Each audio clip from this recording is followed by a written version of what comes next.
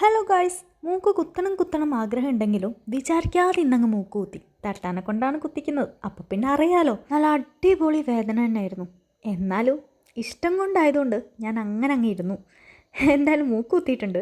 എനിക്ക് ഭയങ്കര ഇഷ്ടമായിട്ടോ.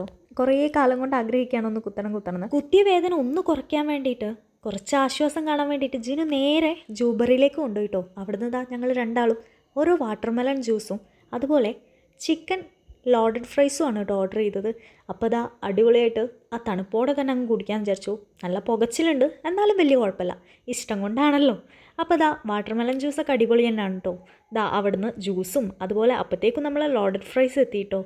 നല്ല അടിപൊളി ചൂടോടുകൂടി സാധനം എത്തിയിട്ടുണ്ട്. ഞങ്ങൾ പനമരത്തു നിന്ന് വാഗേരി എത്തിയപ്പോഴത്തേക്കും ജിനുവിനൊന്ന് ബത്തേരി പോകാനുണ്ടായിരുന്നു.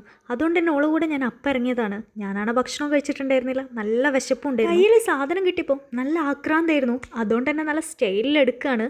ഇനി എന്താ വിറ്റെന്ന് നിങ്ങൾ തന്നെ കണ്ടു നോക്കൂ കേട്ടോ.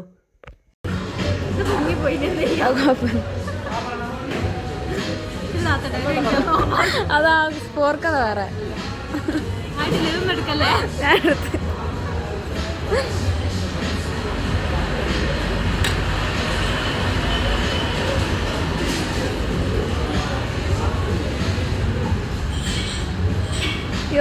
ഒന്ന് എടുക്കുക.